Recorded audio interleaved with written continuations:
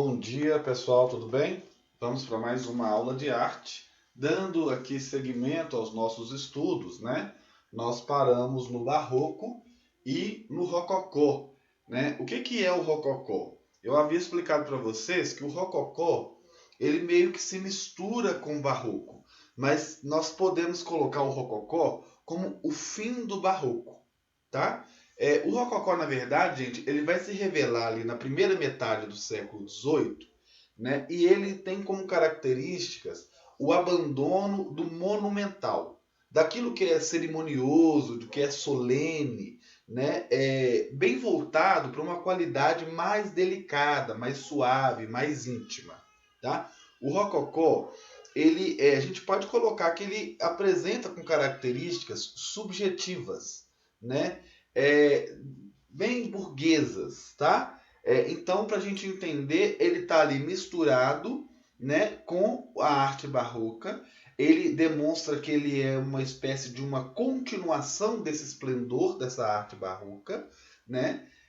Mas ele tem esses elementos aí que eles começam a se ligar com as características, com essa subjetividade da burguesia, tá bom? Então, se a gente for perceber, né, grande parte das igrejas do Barroco mineira, elas têm uma grande tendência, né, do Rococó. A gente ainda até fala, costuma ser Barroco Rococó, tá bom? Então a gente consegue perceber, né, que o Rococó aqui no Brasil ele se destaca por ele ter sido desenvolvido nesse período da mineração, daquele que nós chamamos ciclo do ouro, né?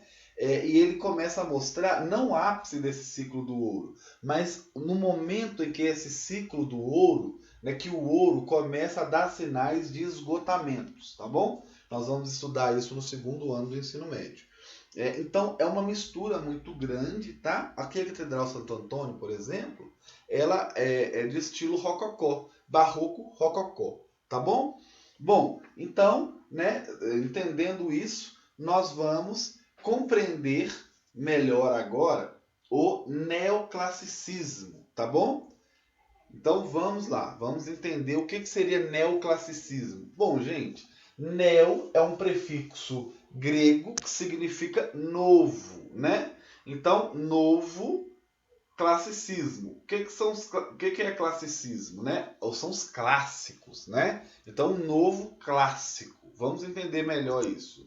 Bom, o movimento cultural europeu do século XVIII e é parte do século XIX que se defende a retomada da arte antiga, especialmente greco-romana, considerada modelo de equilíbrio, clareza e proporção, né? Então, países que vão iniciar com esse neoclassicismo, a França e a Inglaterra, alcançando o apogeu por toda a Europa.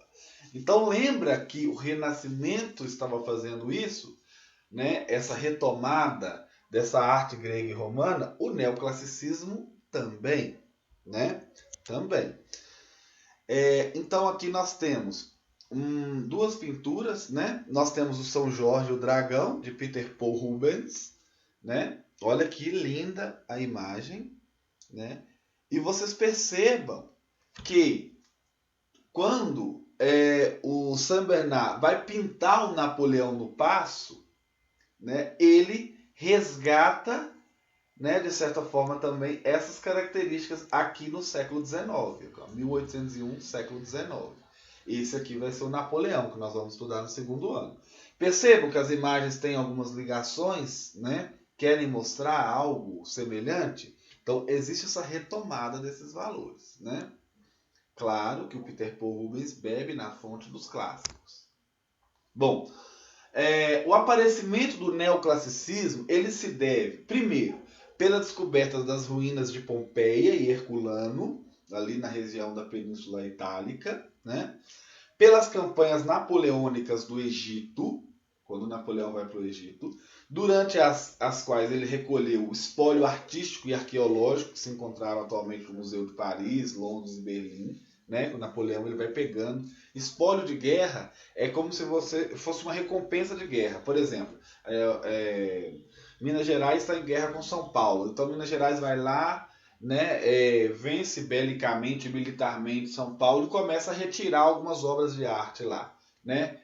Não só obra de arte, mas tudo que tem de valor. Espólio de guerra é aquilo que você tira do outro, como símbolo de vitória também. Então Napoleão ele vai recolher isso, né, lá no Egito e vai trazer para os museus de Paris. Depois isso vai ser dividido lá, vai para Londres, também para Berlim. Né?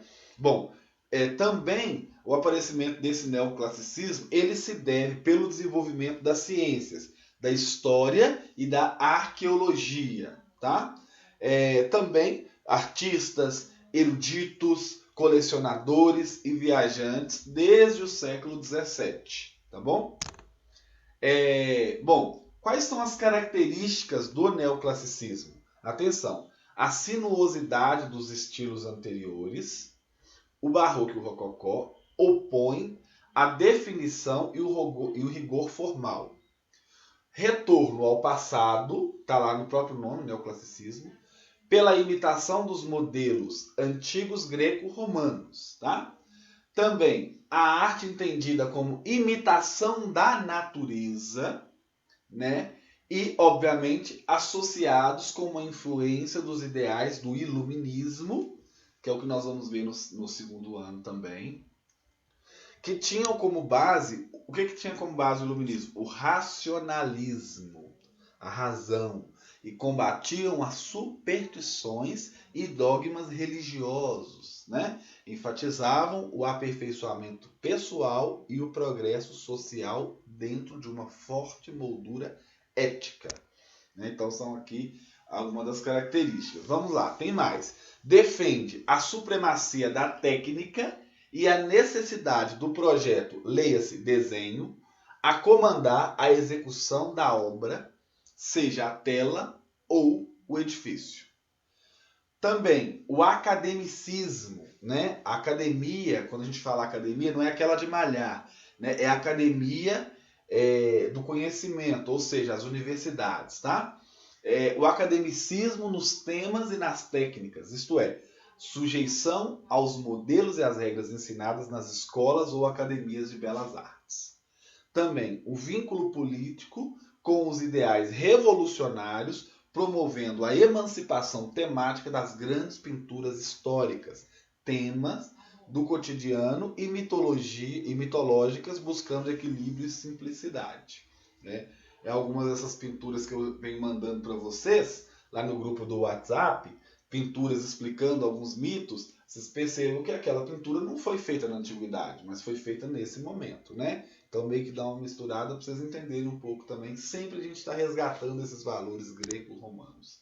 Bom, vamos entender então o neoclassicismo na perspectiva da pintura, pessoal. Então olha só, na França, diante da Revolução Francesa, matéria do nosso segundo ano, história, o modelo clássico adquire sentido ético e moral, associando-se a alterações na visão do mundo social, flagrantes da vida cotidiana, na simplificação dos padrões decorativos e na forma despojada dos trajes.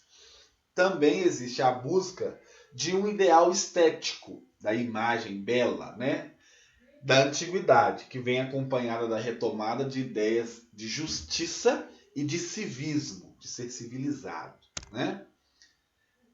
Aqui nós temos uma pintura que retrata muito bem essa questão do civismo. Né? A Madame Récamier, de 1800, do Jacques-Louis David. Né? Olha só, retrata bem esse civismo. Né? A pintura do neoclassicismo. Bom, de forma geral, essa pintura ela vai se caracterizar pela exaltação de elementos mitológicos ou pela celebração de Napoleão. Né? Olha só. As figuras elas vão parecer parte de uma encenação teatral e elas seriam desenhadas numa posição fixa, como que interrompidas no meio de uma solene representação. Na pureza das linhas e na simplificação da composição, buscava-se uma beleza deliberadamente estatuária.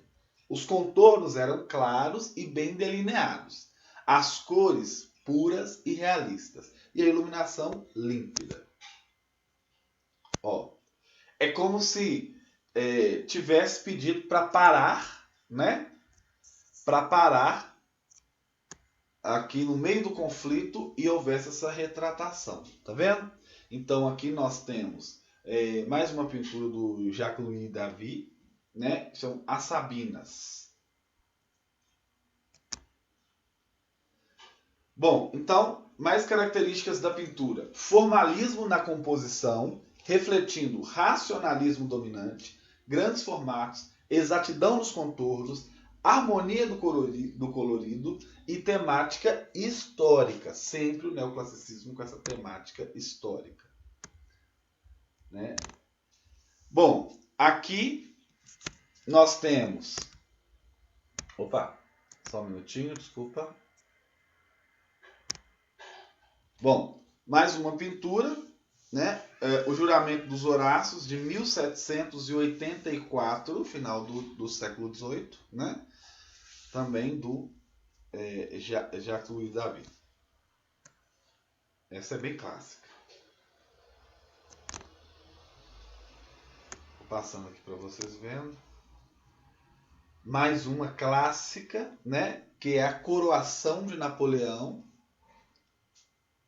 Olha só. Tá vendo que é aquela característica de como se eles tivessem parado a cerimônia, né? E falou, pera aí que eu vou pintar. Para todo mundo, né? Porque a gente tem aquela ideia de quando alguém está pintando, de ter um modelo lá parado, né? Mas é aqui essa perspectiva do neoclassicismo. Aqui o Martírio de São Sinforiano, 1834. Aqui o Jean-Auguste Dominique Ingres pintou o Napoleão entronizado, ele sentado ao trono, né, segurando aí o seu cetro. São 2 cetros, né? Ó, no começo do século XIX, 1806. Percebam sempre as perspectivas históricas, né? Aqui não tão históricas, mas olha, a banhista, né? É do Ingres, que pintou também Napoleão, né? A banhista de Vaupisson, 1808. Bom, vamos agora para a escultura. Então nós vimos aqui as características da pintura. Vamos partir para a escultura, ok? Olha, gente, os escultores neoclássicos, eles foram marcados pelo rigor e pela passividade. E a sua produção academicista é considerada fria. A escultura neoclássica, ela inspirou-se na antiga tradição greco-romana, adotando princípios de ordem, clareza, austeridade, equilíbrio e propósito com um fundo o quê? Moralizante. A perspectiva moral e ética sempre presente no neoclassicismo.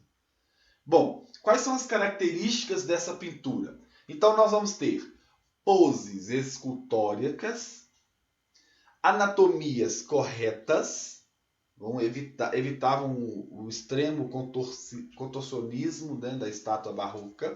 Lembra que eu mostrei para vocês?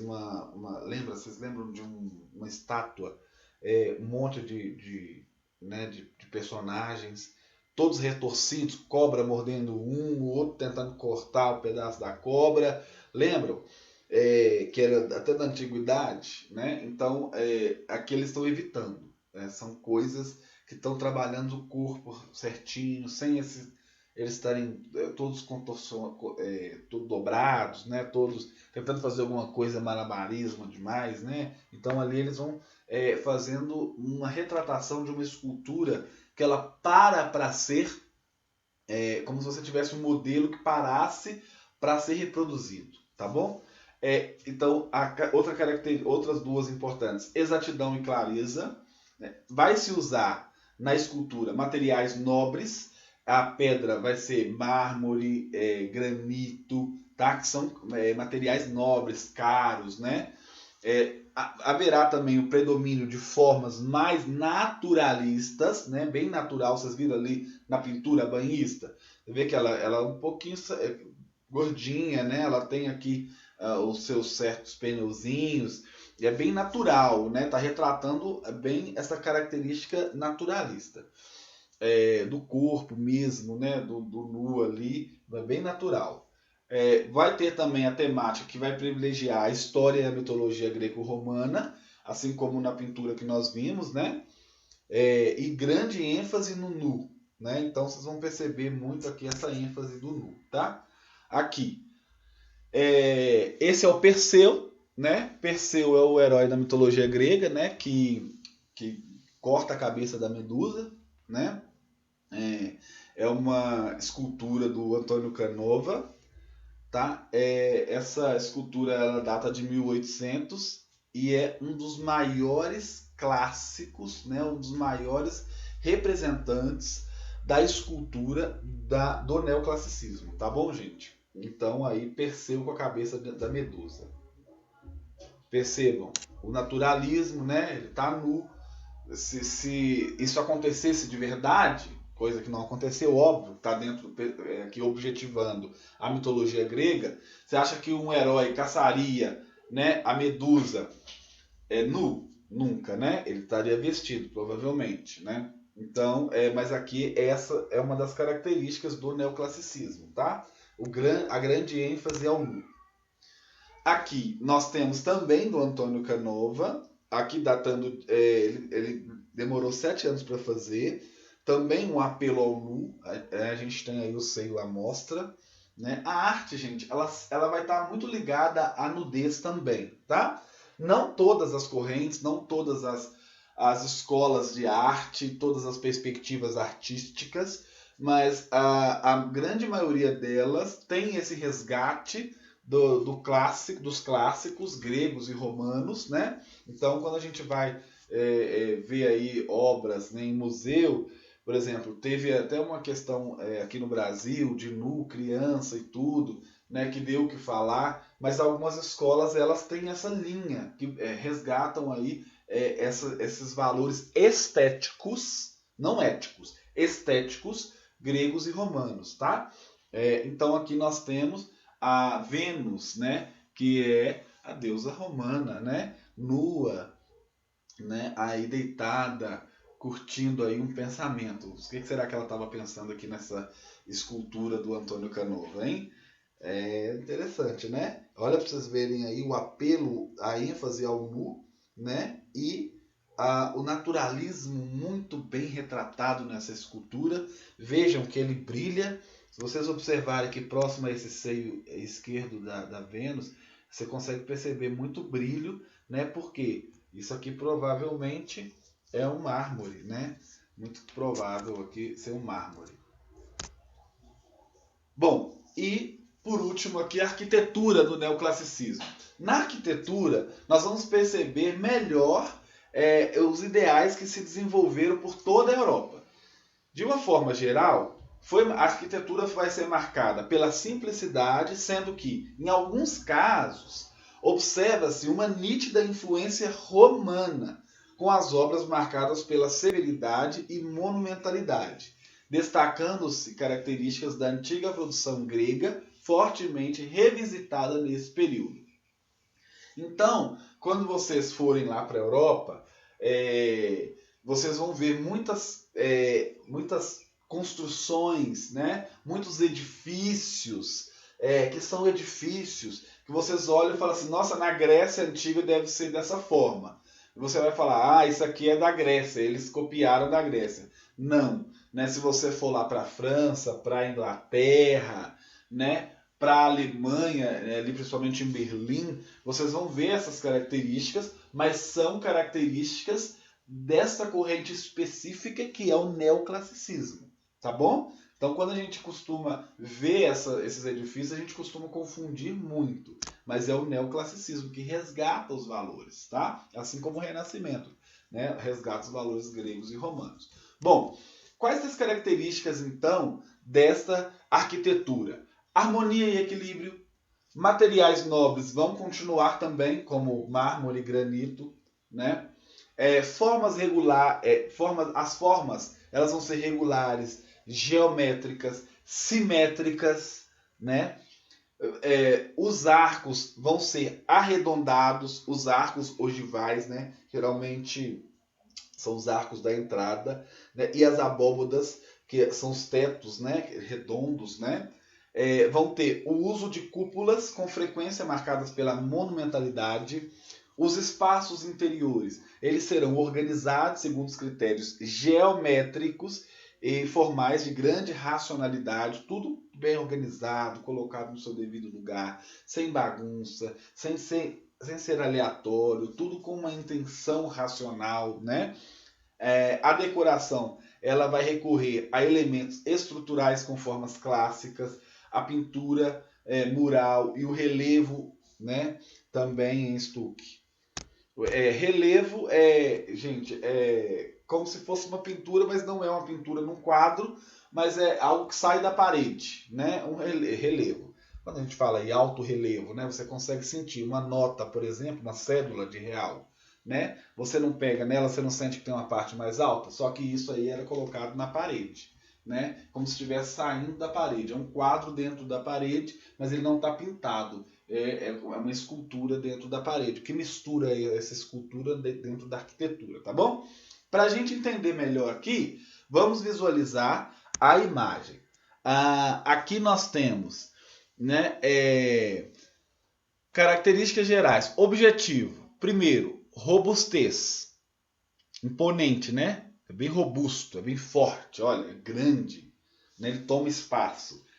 Outro nobreza, é nobre. Você vê que aí, né, quem teve esse prédio foi uma pessoa nobre, rica, uma pessoa de posses, então característica ligada também aí à burguesia, né? Sobriedade. Vejam que o que é isso? É algo sóbrio, não é nada mirabolante, né? Mas é algo contundente, é algo possível de se fazer, né? Não é um castelo gótico, né, que vai até o céu, a torre, mas é algo com linhas expressivas, mas de certa forma mostra um domínio da construção, uma beleza estética, organizada, racional, né? E monumentalidade. É um monumento. Você olha e vê, poxa, que imponente isso, né?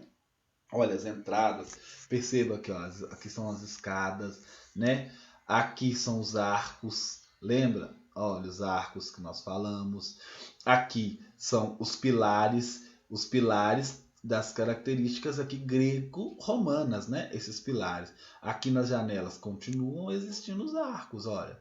São janelas aqui quadradas, mas toda a estrutura externa dela aqui nós percebemos os arcos, estão vendo? Né? E aqui também algumas esculturas, né? Reforçando esta característica da nobreza. Tá vendo? É bem interessante, né? Então aqui é o que eu já expliquei, né? Ó, a porta, a janela, sistemas construtivos simples, trílico ou complexos, estruturados a partir do arco redondo de inspiração romana e adaptados aos modernos processos técnicos. Portas e janelas. Também as plantas, né? Ou seja, o projeto lá, ele vai ter essas características retangulares, geométricas e simétricas, com base no quadrado, no círculo e no triângulo. Aqui poderia ser, né, uma grande casa, uma igreja, né, ou circulares, tá vendo? São as formas geométricas, ó, quadrangulares. Olha, que interessante. Tá vendo? Então dá para perceber muito forte as características aqui, de fato, bem implementadas, né? Gente, olha aqui que lindo. Olha só. Aqui vocês percebam, né? Todas essas características citadas, mas nós não temos os arcos, tá? Olha só. Esse é o Panteão de Paris, do Soufflot. Né? Olha os pilares, observem os pilares. Aqui não dá para ver direito, mas olha, a gente tem o relevo, tá vendo aquele relevo que eu falei? É como se fosse um quadro, mas ele está saindo de dentro da parede, olha. Aqui a abóboda, redonda, né? E lá dentro formas geométricas, tá? Vocês podem ver que aqui, ó, a lateral se expande. Então nós temos uma forma geométrica, né? Sempre. Lindo o Panteão de Paris, né? Olha só, aqui dentro. Olha que coisa mais linda, que perfeição. Aqui, diversas pinturas. A abóboda aqui no teto, redonda. Tá vendo? Sempre, olha, simetria. Aqui dentro a gente consegue ver os arcos, ó. Por dentro, ó, a gente tem aqui semi-arcos, né? Aqui, arco, olha. Lindo, maravilhoso, né, gente? Eu vou juntar dinheiro, um dia eu vou lá conhecer. Eu ainda não conheço, não. Bom, aqui, só pra gente ver, a igreja de Santa Genoveva, né? Ou Panteão, no Soufflot também, tá? Na França. E aqui ele mostrando, né, essas características da arquitetura, né, dessa igreja de Santa Genoveva. O número 1 aqui, as torres, né? O 2 aqui, o torreão central, que é a torre maior, né? Com 3 cúpulas de pedra. Aqui é o tambor peripétero, ó, rasgado com janelões, ele tem várias janelas para dar visão, né? 360 graus aqui. Aqui o cruzeiro,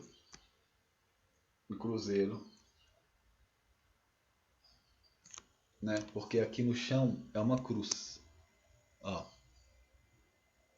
aqui e aqui.